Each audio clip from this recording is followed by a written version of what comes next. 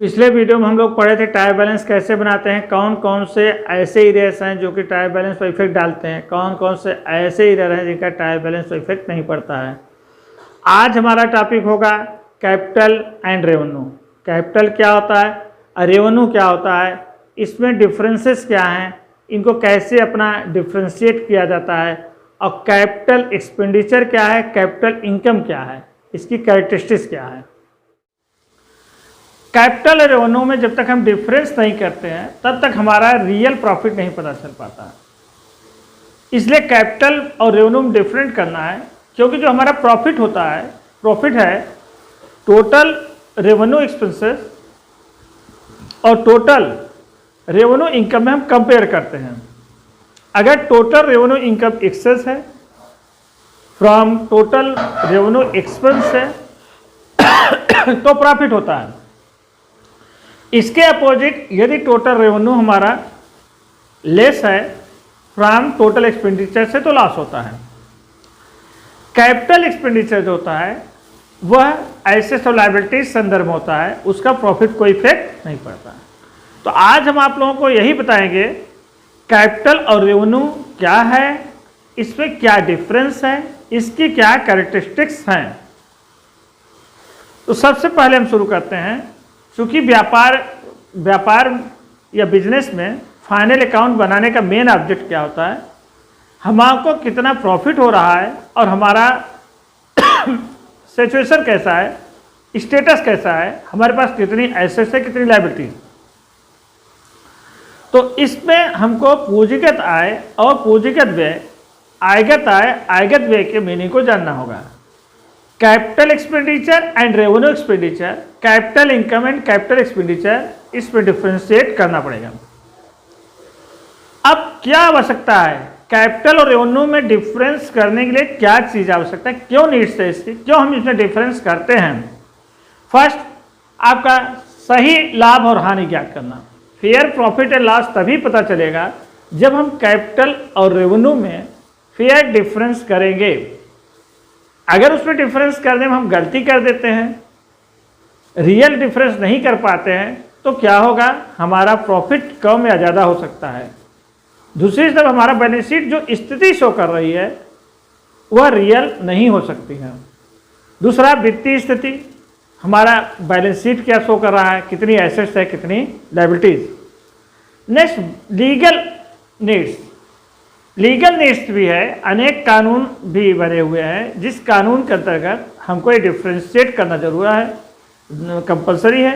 यदि हम इसको फॉलो नहीं करते हैं तो हमारा प्रॉफिट अकाउंट अप्रूव्ड नहीं होता है और इस पर हमको पेनाल्टी भी लग सकती है। ये कहा जाएगा कि हम इनकम टैक्स बचने के लिए या अन्य चीज़ों के लिए हमने फ्रॉड किया है, तो इसलिए इनमें डिफरेंस करना बहुत ज़रूरी है। Classification of expenditure. अब एक्सपेंडिचर कितने प्रकार के होते हैं, ये मेन चीज़ें हैं। रियल में एक्सपेंडिचर आपका जो है दो प्रकार का है। पहला क्या नाम से कैपिटल एक्सपेंडिचर और दूसरा रेवेन्यू एक्सपेंडिचर। इनको हम टू पार्ट में डिवाइड करते हैं, कैपिटल एक्सपेंडिचर और रेवेन्यू एक्सपेंडिचर। कैपिटल एक्सपेंडिचर्स क्या है, कैपिटल एक्सपेंडिचर में मुख्य रूप से जो आते हैं, जो हम एसेट्स प्राप्त करने के लिए या लायबिलिटीज क्रिएट करने के लिए जो एक्सपेंस करते हैं। अब इसकी कैरेक्टरिस्टिक्स क्या होती है, या हम ये कहें जिन एक्सपेंसेस का हम गेन कई वर्षों तक उठा सकते हैं, या जो एक्सपेंसेस लॉन्ग टर्म के लिए होता है वह कैपिटल एक्सपेंडिचर होता है। कैपिटल एक्सपेंडिचर की कैरेक्टरिस्टिक्स क्या है। फर्स्ट कैरेक्टरिस्टिक्स है, यह व्यय स्थायी प्रकृति के होते हैं, यह फिक्स्ड नेचर के होते हैं। इस एक्सपेंस को करने से कोई कोई हमारे एसेट्स का सृजन होता है, एसेट्स क्रिएट होती है, या हमारा लायबिलिटीज क्रिएट होता है, दायित्व का सृजन होता है जो कि लॉन्ग टर्म के लिए होता है। दूसरा, ये नॉन रिकरिंग नेचर के होते हैं, अर्थात कैपिटल एक्सपेंडिचर को बार बार नहीं करना होता, कभी कभी करना होता है। जैसे हम बिल्डिंग बनवाएंगे, बार बार तो बनवाएंगे नहीं, मकान का प्लास्टर करवाएंगे, बार बार तो बनवाएंगे नहीं। मशीन खरीदेंगे तो बार बार खरीदेंगे नहीं। तो ये आपका नॉन रिकरिंग नेचर होता है, अर्थात ये बार बार नहीं किए जाते हैं। नेक्स्ट, इनसे व्यापार की उपार्जन शक्ति बढ़ती है। इससे हमारा अर्निंग नहीं बढ़ता, अर्निंग कैपेसिटी बढ़ती है। अब अर्निंग बढ़ने में और अर्निंग कैपेसिटी बढ़ने में क्या अंतर है, इसको आपको समझ लेना चाहिए। जैसे हम ट्रैक्टर चलाते हैं, ट्रैक्टर में हम डीजल डलवाते हैं, उससे हमारी अर्निंग बढ़ेगी। जितना हम डीजल डलवाएंगे उतना ही ट्रैक्टर वर्क करेगा और उतना ही हमको रेंट या इनकम मिलेगा। लेकिन यदि ट्रैक्टर में हम ट्राली लगवाते हैं तो ट्राली लगवाने से हमारा अर्निंग नहीं बढ़ेगा, अर्निंग कैपेसिटी बढ़ेगा। क्यों? ट्राली हमने लगवा दिया, कोई इनकम बढ़ी। जब तक उसमें डीजल डाल के चलाएंगे नहीं तो ट्राली से हमारा अर्निंग नहीं बढ़ता। हाँ, अर्निंग कैपेसिटी बढ़ जाती है। केवल ट्रैक्टर उसका हमारा कम किराया मिलेगा, हमारा ट्राली साथ में है तो उसका किराया हमको ज़्यादा मिलेगा, उससे और ज़्यादा वर्क कर सकते हैं। ये हमारी कैपेसिटी बढ़ती है, ये क्षमता बढ़ता है। ठीक, तो कैपिटल एक्सपेंडिचर क्या होता है? कैपिटल एक्सपेंडिचर से आपका अर्निंग बढ़ती है, अर्निंग कैपेसिटी बढ़ती है। और रेवेन्यू एक्सपेंडिचर क्या होता है? आपका कैपिटल बढ़ता है। नेक्स्ट आपका यह वे दृष्टिगोचर होता है, यह दिखाई पड़ता है। जैसे हमने भवन बनाने के लिए मजदूरी दिया तो लेबर दिन भर काम करे, पता चलेगा आज एक कमरा बना, आज इतना फीट दीवार बनी या इतना प्लास्टर हुआ, दिखेगा। तो ये दृष्टिगोचर होता है। जब कैपिटल एक्सपेंडिचर करते हैं उसको हम 2, 4, 6 दिन बाद कितना खर्च हुआ है हम देख सकते हैं, लेकिन रेवेन्यू एक्सपेंडिचर हम नहीं देख सकते हैं। जैसे हमने व्यक्ति को सैलरी दिया तो सैलरी दिखेगा, किसको दिया, कितना दिया, कैसे दिया, क्या उसने काम किया, काम को तो अलग है, गुड्स में बनाए, काम करे कैसे सैलरी देना पड़ेगा। तो ये चीज़ें आपका होता है।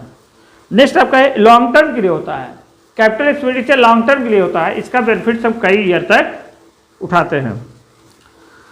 नेक्स्ट, कैपिटल एक्सपेंडिचर को बैलेंस शीट एसेट साइड में शो किया जाता है।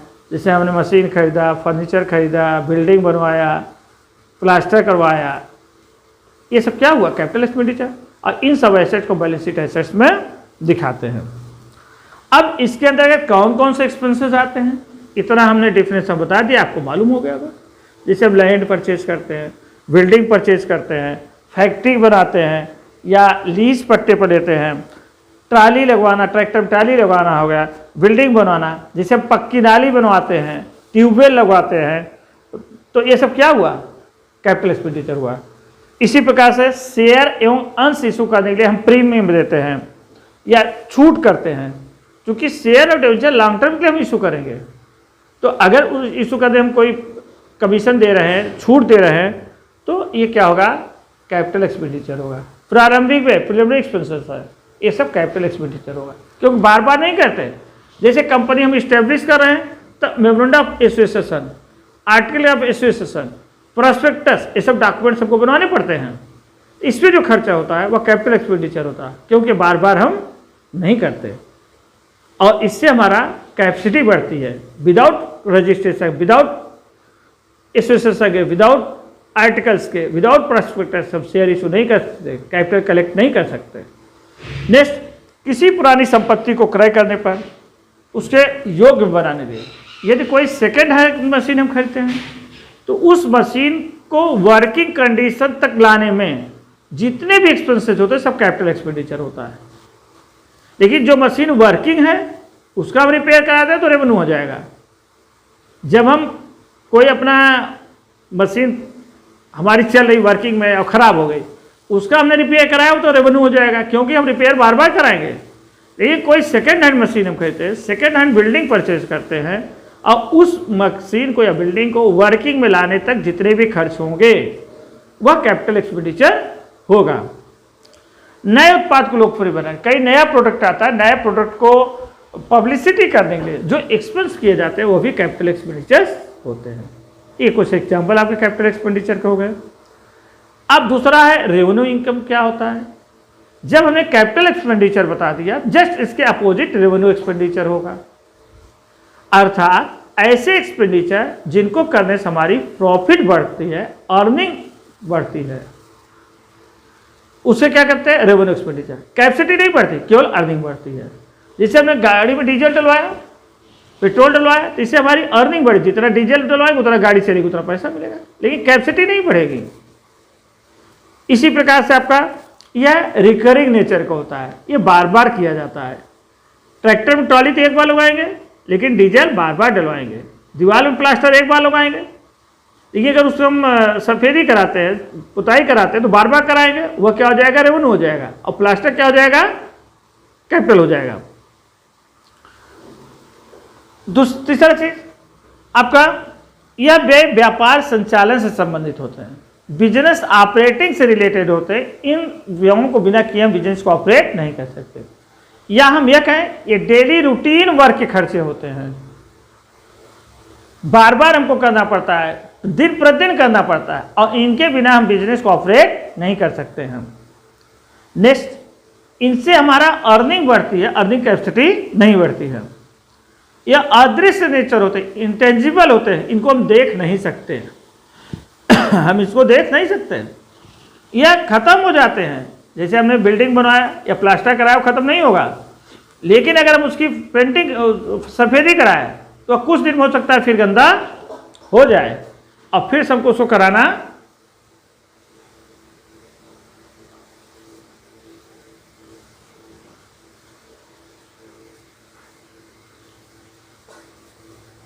हेलो, आवाज जा रही है?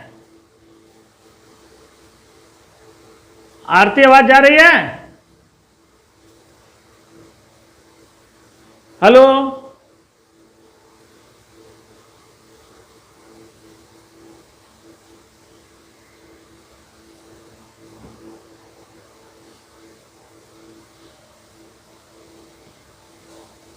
हाँ आवाज जा रही उज्जवल?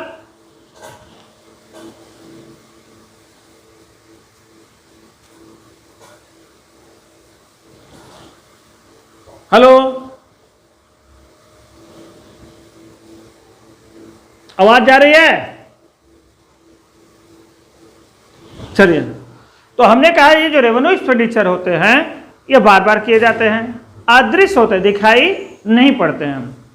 नेक्स्ट, इन्हीं व्ययों के आधार पर लाभांश ज्ञात किया जाता है। जो रेवेन्यू एक्सपेंडिचर है और रेवेन्यू इनकम है, इन्हीं में कंपेयर करके हम प्रॉफिट एंड लॉस निकालते हैं। अब रेवेन्यू एक्सपेंडिचर के एग्जांपल्स क्या हैं? जैसे वेजेज हो गया, सैलरी हो गई, रिपेयर्स हो गया, कमीशन हो गया, बैड डेट्स हो गया, डिस्काउंट ऑन परचेज हो गया, रेंट हो गया, अदर एक्सपेंसेस, अक्ट्रा, कस्टम ड्यूटी, ये सब रेवेन्यू एक्सपेंडिचर हैं। अब कैपिटल एक्सपेंडिचर और रेवेन्यू एक्सपेंडिचर में हम डिफरेंस कैसे करेंगे, कैसे ये पता करेंगे पूंजीगत व्यय है और कैसे ये आयगत व्यय है। हालांकि इसके डिफरेंस करने कोई हार्ड और फॉल्स रूल्स नहीं है, कोई क्लियर कट रूल्स नहीं है,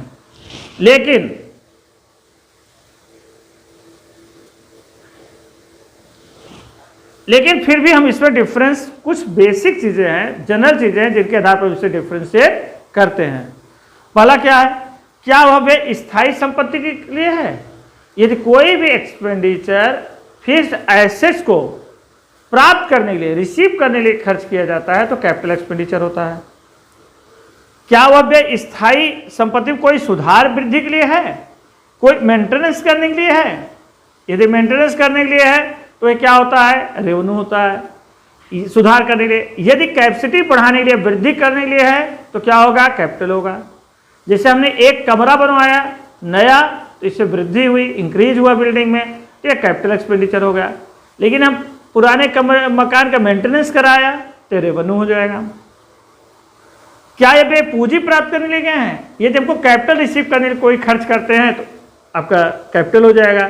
जैसे डिबेंचर इशू करते हैं तो डिबेंचर इशू करते हमको कैपिटल मिलता है, इसके लिए हम डिस्काउंट देते हैं, ब्रोकरेज देते हैं। शेयर इशू करते हैं डिस्काउंट पर, तो ये सब क्या होगा, कैपिटल एक्सपेंडिचर होगा। क्या वे लाभार्जन शक्ति को बढ़ाता है? यदि लाभार्जन शक्ति को बढ़ाता है, लाभ को बढ़ाता है तो रेवेन्यू होगा, लाभार्जन शक्ति यानी कैपेसिटी बढ़ाता है तो कैपिटल हो जाएगा। ये कुछ अपना है। हालांकि जो अंतर किया जाता है व्यवसाय के स्वभाव पर भी डिपेंड करता है, नेचर ऑफ बिजनेस पर डिपेंड करता है। व्यापार का नेचर क्या है, बिजनेस का ऑब्जेक्ट्स क्या है, व्यय की राशि क्या है। अगर बहुत थोड़ी बहुत कम राशि है तो रेवेन्यू होगा, अधिक राशि है तो क्या हो जाएगा, कैपिटल हो जाएगा। पुष्पालन के सिद्धांत, आपका अकाउंटिंग जो प्रिंसिपल्स हैं उस पर भी डिपेंड करता है। न्यायालय डिसीजन, न्यायालय भी कभी कभी डिसीजन देते हैं कौन सा व्यय कैपिटल है, कौन सा एक्सपेंडिचर। एक हम उदाहरण देते हैं, आपको बताते हैं। जैसे मकान है, मकान में 3 काम होता है, हम सफ़ेदी कराते हैं या पेंटिंग कराते हैं और प्लास्टर कराते हैं, 3 चीज़ होता है। जब हम मकान की सफ़ेदी कराते हैं, वाइट वेस्टिंग कराते हैं, तो जो पुताई कराते हैं, पुताई हमको लगभग हर साल कराना पड़ता है, बार बार कराना पड़ता है, तो क्या हो जाएगा, रेवेन्यू हो जाएगा। मकान हम प्लास्टर कराते हैं, प्लास्टर केवल एक बार होगा पूरे लाइफ में मकान के, ये क्या होगा, कैपिटल हो जाएगा। हम पेंटिंग कराते हैं, पेंटिंग जनरली 4 साल 5 साल बाद होता है, हर वर्ष नहीं होता है, तो इसको हम डिफर्ड रेवेन्यू कहते हैं। हालांकि ये रेवेन्यू ही है, क्यों, क्योंकि पेंटिंग हमको कई बार कराना पड़ता है। लेकिन डिफर्ड रेवेन्यू क्यों कहते हैं, क्योंकि केवल एक अकाउंटिंग पीरियड तक इसका हम बेनिफिट्स नहीं लेते हैं, बल्कि एक बार पेंटिंग कर देंगे तो 4 साल 5 साल तक इसका बेनिफिट्स लेंगे। ये आपका क्या हो गया, डिफर्ड रेवेन्यू हो गया, समझा। इसी प्रकार से हम ट्रैक्टर है, ट्राली है, गाड़ी है, पंचर बनवाते हैं, हवा भराते हैं, डीजल भराते हैं, ये क्या होगा, रेवेन्यू होगा। हम उसका टायर बदलवाते हैं, नया टायर लगवाते हैं, ये क्या हो जाएगा, डिफर्ड रेवेन्यू। हम उस पर ट्राली लगवाते हैं, ये क्या हो जाएगा, कैपिटल। क्यों, क्योंकि ट्राली लाइफ में एक बार बनेगी, टायर 4 साल 5 साल 3 साल बाद बदलेगा, डिफर्ड रेवेन्यू होगा। अब पंचर बनवाना, हवा भराना, ये तो कई बार होते हैं, ये आपका रेवेन्यू हो जाएगा। इस प्रकार से हम इस पर डिफरेंसेस करते हैं, किस प्रकार से अपना कौन सा चीज़ें हैं।